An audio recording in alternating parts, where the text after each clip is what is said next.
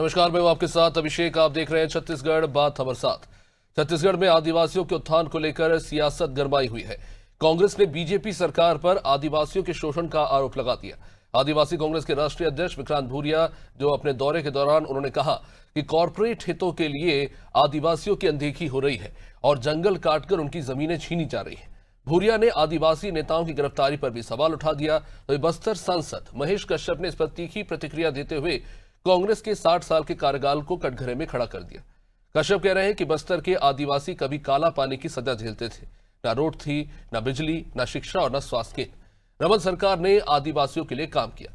वहीं केंद्रीय गृह मंत्री अमित शाह ने भी अपने भाषणों में दावा किया है कि बस्तर संभाग में जो 15,000 आवासों का निर्माण हुआ उसमें से 9,000 पीएम आवास हिंसा से पीड़ित उन्हीं आदिवासियों को दिए गए हैं। मौजूदा बीजेपी सरकार नक्सलवाद के खिलाफ आक्रामक रुख अपनाए हुए है। अमित शाह के मुताबिक बीते नक्सलवाद के खिलाफ बीते कुछ सालों में बड़ी सफलता मिली है। साथ ही यह भी काबिले गौर है कि 10 सालों में सिविलियन डेथ में 70% की गिरावट आई है। पर क्या छत्तीसगढ़ के आदिवासी इलाकों में लोगों के मन में जो भय व्याप्त है वो किस हद तक दूर हुआ है? आदिवासी वर्ग से आने के कारण किसी नेता को आदिवासियों का हितैषी कह दिया जाना चाहिए या फिर इस बात पर भी गौर करना चाहिए कि आदिवासियों के लिए उन्होंने कितना काम किया? कांग्रेस के आदिवासी नेताओं को टारगेट की जाने की सच्चाई आखिर क्या है? सवाल यह भी है कि 3 करोड़ की आबादी में 1/3 आदिवासी होने के बावजूद जल जंगल जमीन की अवधारणा किस हद तक मजबूत हो पाई है, या खदानों के लिए हो रही जंगल कटाई और कुपोषण पर सरकार के दावे की आखिर क्या हकीकत है? क्या उसे बदल पाए हैं? आदिवासियों पर अत्याचार और उनकी आर्थिक स्थिति की हकीकत आखिर क्या है? इन तमाम सवालों के जवाब लेंगे, उससे पहले बयानों पर एक नजर। छत्तीसगढ़ में आदिवासियों का शोषण हो रहा है। शायद मैं समझता नहीं हूँ कि कोई दूसरा राज्य इतने ज़्यादा अत्याचार आदिवासियों पर हो रहे हैं, क्योंकि यहाँ पर जो जल जंगल ज़मीन की लड़ाई आदिवासी लड़ रहा है, कहीं ना कहीं उनसे ज़मीन भी छीनी जा रही है, जंगल भी काटे जा रहे हैं और माओवादी के नाम पर, नक्सली के नाम पर ज़बरदस्त अत्याचार हो रहा है। इसमें सबसे बड़ी दुविधा जो देखने में आई है कि बीजेपी ने एक आदिवासी को तैयार करा आदिवासी को मारने के लिए, और बीच में जो पिस रहा है वो भी आदिवासी है। तो देखा जाए तो विनाश अगर आदिवासियों का देखना है आपको, तो आप छत्तीसगढ़ आओगे तो आपको आदिवासियों का विनाश हर रूप में दिखेगा। और जिस तरह की जंगल जिस पैमाने पर कट रहे हैं, मतलब अभी हफ्ते में 1 लाख से ज़्यादा तो पेड़ कट चुके हैं, अभी 3 से 4 लाख पेड़ और कटना बाकी है। और ये ही नहीं, यहाँ पर ही नहीं रुके, उसके साथ में जिस तरह से कांग्रेस के नेताओं को जेल में डाला जा रहा है, ये कहीं ना कहीं एक बहुत बड़ी साजिश है। चाहे वो लखमा जी हों, बाकी सब लोग हों, उन पर दबाव बनाया जा रहा है कि या तो आप भाजपा ज्वाइन करें या फिर हमारे हिसाब से चलें, नहीं तो आपको जेल से बाहर नहीं आने दिया जाएगा। तो ये जो पीड़ा है, इसके लिए हमें लड़ाई बहुत दम से लड़ना है। आज़ादी के 78 वर्ष के अंदर 60 वर्ष शासन करने का मौका मिला उनको, और जनजाति समाज के लिए जो कामकाज सरकार के द्वारा संचालित होता था वो विभाग, वेटनरी विभाग, पशु विभाग के साथ 60 साल से जोड़ के रखा। सरदार अटल बिहारी वाजपेयी जी ने 1999 में 26 वर्ष पूर्व अनुसूचित जाति जनजाति मंत्रालय बना के दिया। ये जनजाति ST/SC का जो ये आरक्षण ST/SC एतएसी बनने की बात करते हैं, बाबा साहब अम्बेडकर को 52 के चुनाव में, 56 के चुनाव में जो बाबा साहब अम्बेडकर संविधान दिया, उन्हीं को हराने का काम किया। और आज बस्तर जैसा क्षेत्र की बात करें तो बस्तर जनजाति बहुल क्षेत्र है। बस्तर के आदिवासियों को कांग्रेस के जमाने में काला पानी का सजा देके रखा। एक भी रोड, सड़क, बिजली, पानी, शिक्षा, स्वास्थ्य, कोई भी मूलभूत सुविधा बस्तर में नहीं था। हम आदरणीय सरदार अटल बिहारी वाजपेयी जी ने 1 नवंबर को छत्तीसगढ़ बना के दिया, और आदरणीय डॉक्टर रमन सिंह ने रोड, सड़क, बिजली, पानी, शिक्षा, स्वास्थ्य जैसे मूलभूत सुविधा बना के दिया। आज इसीलिए बस्तर का पहचान पूरा दुनिया में है।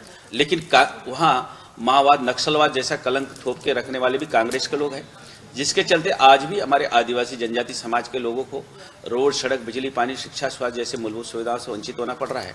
और ये लोग आज बता रहे हैं कि कांग्रेस के लोग आदिवासी हितैषी हैं, और कांग्रेस के लोग हर समय नक्सलवाद, माओवाद, आतंकवाद, अलगाववाद के सपोर्टर रहे हैं।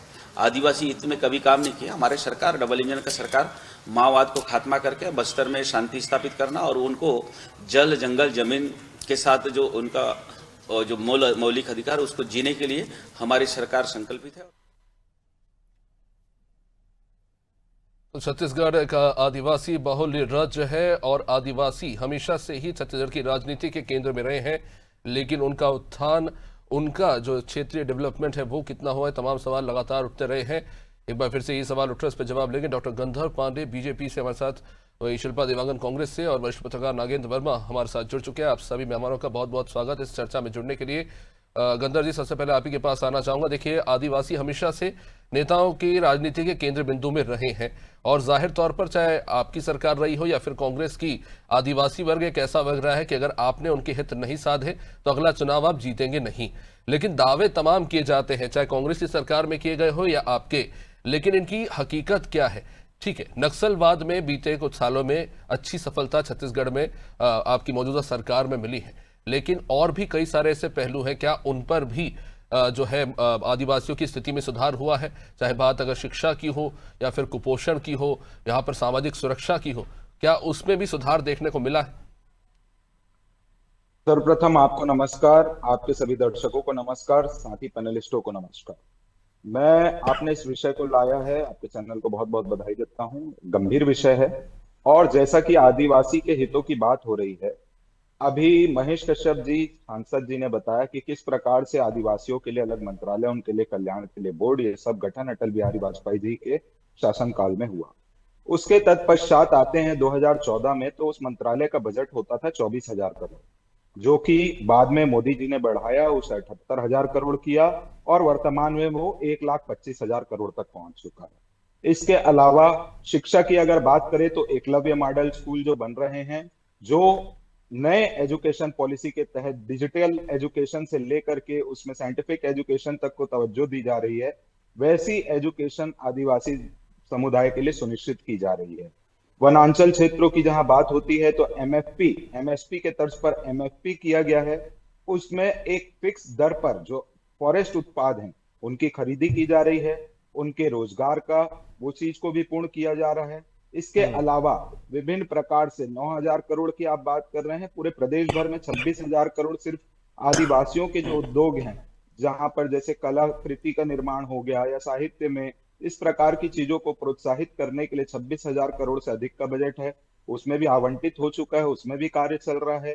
और प्रदेश की बात करें तो नियन नेल्लार योजना के माध्यम से जो वनांचल के क्षेत्र अछूते थे, वहां तक के केंद्र की सारी योजनाओं को पहुंचाने का कार्य, प्रदेश की सारी योजनाओं को पहुंचाने का कार्य, चाहे मोबाइल नेटवर्क को पहुंचाने का कार्य हो, तो चौतरफा विकास आदिवासी समुदाय और जन जंगल जमीन पर आदिवासियों के क्षेत्र पर देखने को मिल रहा है और केवल ये भाजपा शासन काल में ही हो रहा है। गंदर जी, बहुत बातें होती है योजनाओं को लेकर, क्योंकि आपकी सरकार ने यह दावा भी किया है कि जो एकदम घने नक्सली क्षेत्र है वहां तक अब सड़कें पहुंच रही हैं और योजनाओं को भी पहुंचाया जा रहा है। वहां के बच्चों का क्या, उनकी शिक्षा का क्या?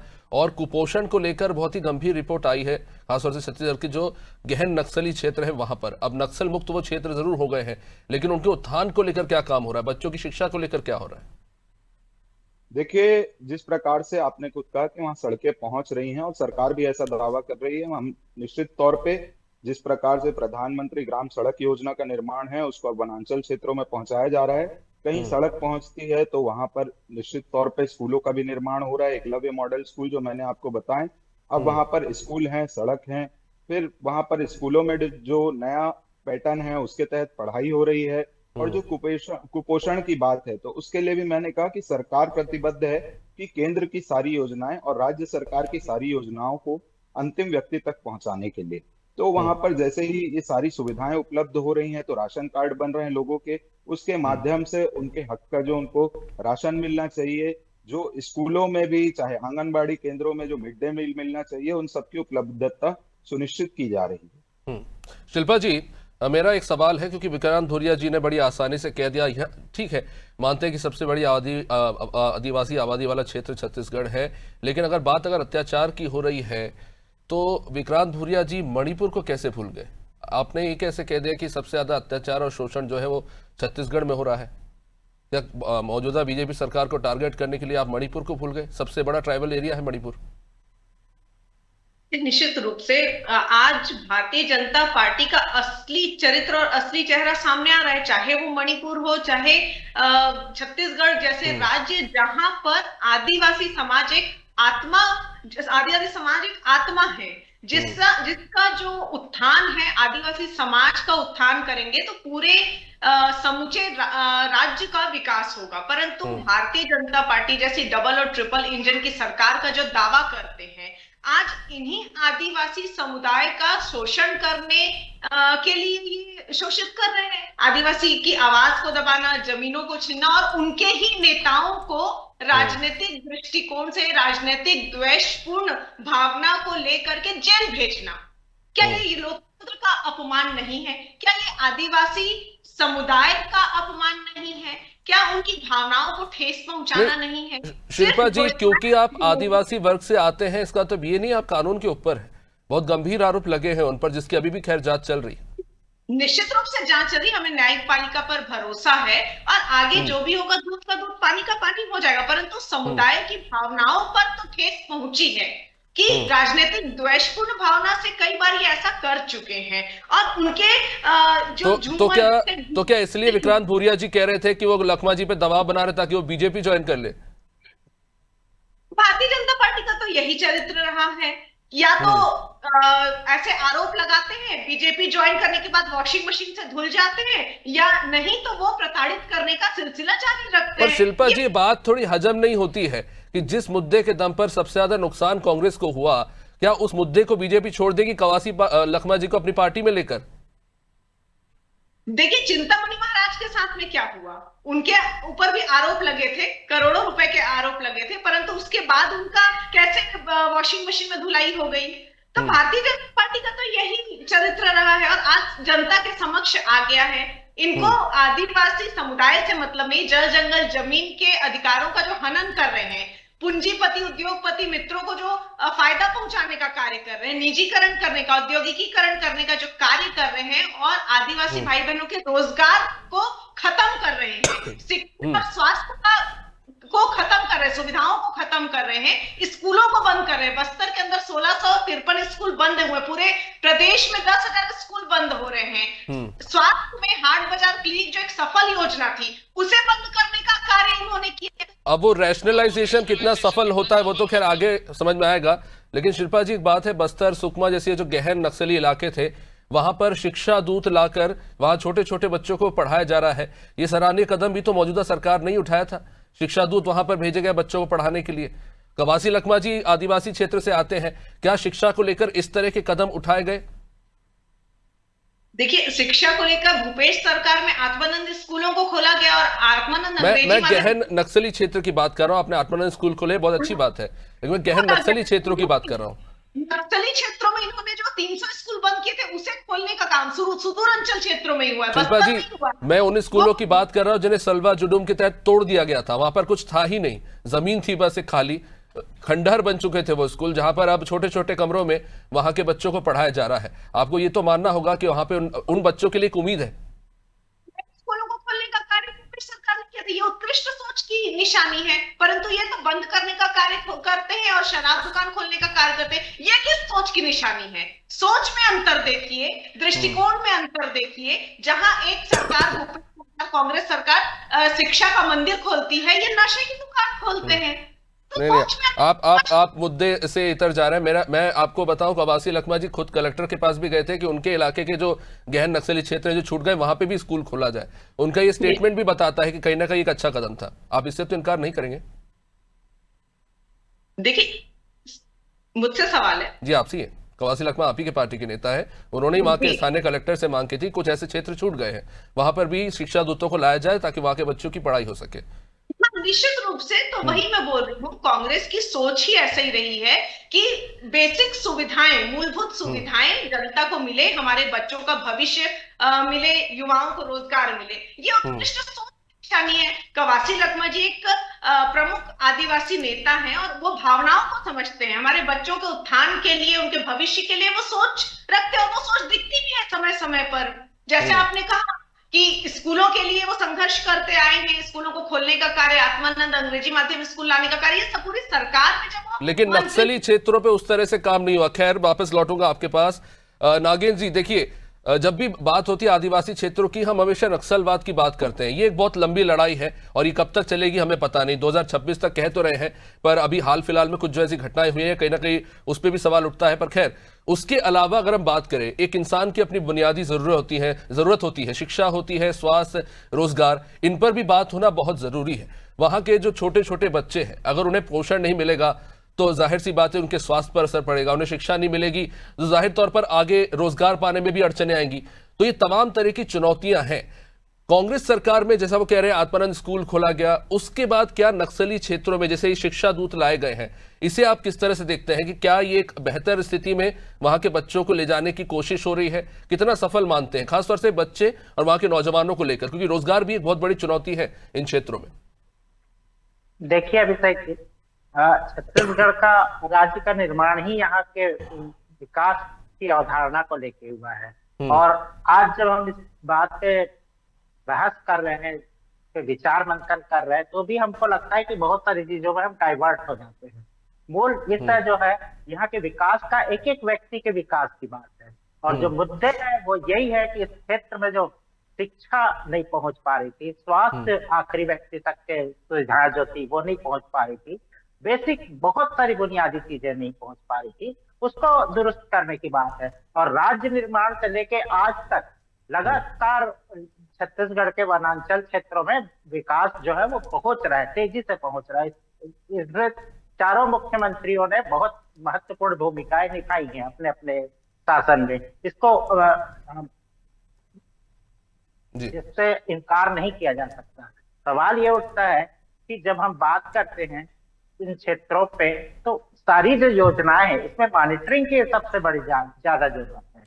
मुझे लगता है कि जब योजनाएं बनती है एसी में बैठ के, राजधानी में बैठ के, तो उसकी जो मॉनिटरिंग है वो क्षेत्र को दूर से देख के बनती है, उस क्षेत्र तक नहीं पहुंचा जा सकता। अब सरकारें जो है ईमानदारी से यहाँ पे पहुंच बना रही है, सड़कें बना रही है, तो आगे आने वाले चरण में मुझे लगता है कि जिम्मेदार अधिकारी जो योजना बनाते हैं वो भी इन सड़कों तक पहुंचेंगे, अंदर तक पहुंचेंगे। और जब वो इन चीजों का जमीनी स्तर पे देखेंगे, क्योंकि संदेशों की खेती मुझे लगता है संभव नहीं होती और उसका कोई परिणाम भी नहीं निकलता। जब अधिकारी जिम्मेदारी से उन क्षेत्रों में जाएंगे जहाँ के लिए उन्होंने योजनाएं बनाई हैं और अपने आंखों से देखेंगे कि उसका इम्प्लीमेंट सही हो रहा है कि नहीं, तब वो पता चलेगा कि विकास क्या हो रहा है। यहाँ तो शहर में बैठ के आराम से कह दिया जाता है कि गांव के आखिरी बच्चे तक के वो खाने की तमाम चीजें पहुंच रही है, उन्हें अंडा दिया जा रहा है, लेकिन पता चलता है वहां पर ऐसी कोई चीज है नहीं। वहां उनको दलिया दिया जा रहा है, वहां ऐसी कोई चीज है नहीं। दूध जो दिया जा रहा है, विधानसभा में सवाल उठता है कि वो तो सब एक्सपायरी डेट हो जाता है वहां तक पहुंचते सकते। तो इन सब चीजों को तब देखा जाएगा ना जब तक के वहां लोग पहुंचे। और सबसे बड़ी चीज है, भोले भाले आदिवासियों में अब बदलाव आया है। शिक्षा, बिल्कुल ये नहीं कह सकते हम कि अब लोग वहाँ शिक्षित नहीं हो रहे हैं। नए जनरेशन, नई पीढ़ी जो है शिक्षित हो रही है। अब जो जनप्रतिनिधि जीत के आ रहे हैं वो अपने अधिकारों को लेके सजग हैं और पढ़े लिखे आ रहे हैं। पहले तो हमने लंबे समय तक देखा कि जो वहां से निर्वाचित होके आते थे उनको दस्तखत करना नहीं आता था, उन्हें बात करना नहीं आता था, उनके बदले दूसरे लोग काम करते रहते थे। अब वो बदलाव आ गया है, अब पढ़े लिखे समझदार लोग आ रहे हैं।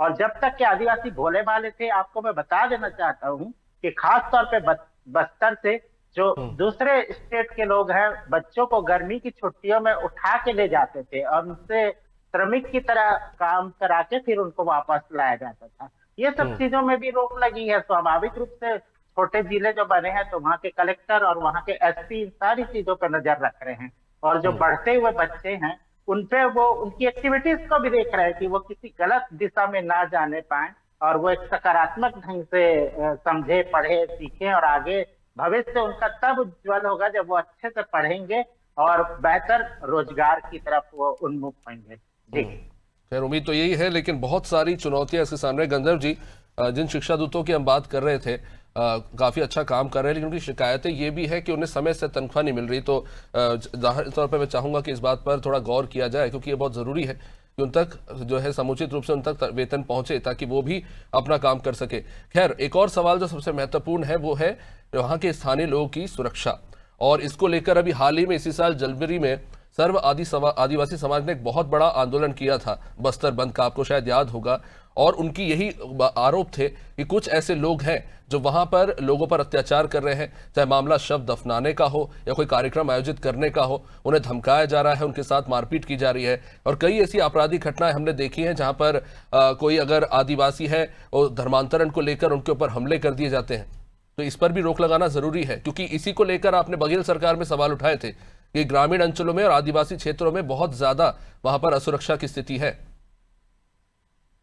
देखिए, सर्वप्रथम जो विषय आप अभी रख रहे हैं वो धर्मांतरण पर केंद्रित है, जहां तक मैं समझ पा रहा हूँ। तो धर्मांतरण को लेकर के जब देखा जाता है कि भोले भाले आदिवासियों को वहां पर मिशनरियों द्वारा इस प्रकार की चीजें होती हैं, तो वो वहां पर एक उ- उत्पात का कारण बन जाता है। पर जिला प्रशासन इसके लिए अभी सख्त हो चुका है। अगर इस प्रकार से किसी को भी धर्मांतरित करना है तो पहले से जो नियम है उसमें सशक्त किए गए हैं, नियम कठोर बदलाव किए गए हैं। अगर कोई भी जबरन किसी भी प्रकार के दबाव में इस प्रकार की चीजें करता है तो उन्हें सुनिश्चित किया जा रहा है कि उस सलाखों के पीछे पहुंचे, और उसके लिए निश्चित तौर पर अभी जो नया संशोधन किया है उसमें सजा भी उनको मिलेगी। तो नहीं आने गंधर्व वाले जी, समय जैसा में कि आपने कहा कि आदिवासी भोले भाले होते हैं, तो मेरा वही सवाल है कि ठीक है, अब आप एक सामाजिक चेतना जगाने की कोशिश कर रहे हैं ताकि उन्हें किसी तरह से बरगलाया ना जा सके, लेकिन क्या जो लोग धर्मांतरित हो चुके हैं, क्या उनको लेकर सरकार की कोई जिम्मेदारी नहीं है?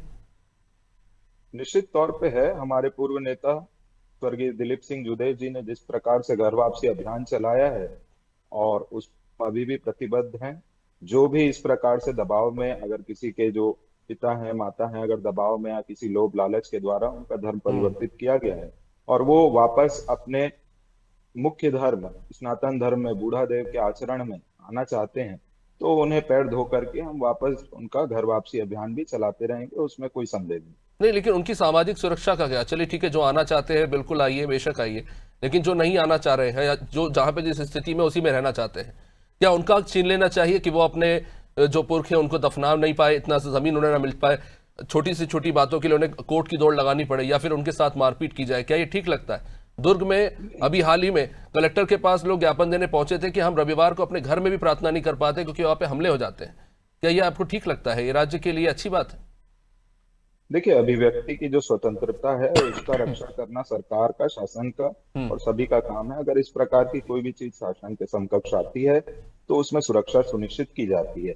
पर जो दुर्ग की घटना का आप जिक्र कर रहे हैं, वो घर में बुला करके वहां पर ऐसे कई लोगों को लालच में बुला लिया जाता है धर्म परिवर्तन के माध्यम से।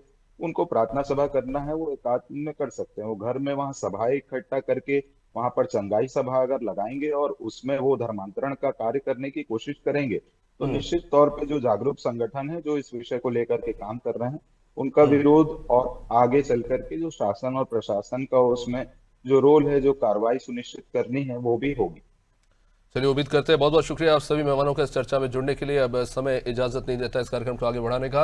आदिवासियों से जुड़े बहुत महत्वपूर्ण बिंदु हैं जिन पर खैर समय की सीमा के चलते बात नहीं हो पाई है, लेकिन जिन बिंदुओं पर बात हुई है वो भी बेहद महत्वपूर्ण है, क्योंकि छत्तीसगढ़ एक बहुत ही युवा राज्य है और इस राज्य की 1/3 आबादी जो है वो आदिवासियों की है। तो ऐसे में इनके उत्थान से ही राज्य का उत्थान संभव है। ऐसे में राजनीति के अंदर जरूरी है कि तमाम पहलुओं पर गौर किया जाए और जिम्मेदारी से काम हो। देखते रहिए नादिर टीवी। नमस्कार।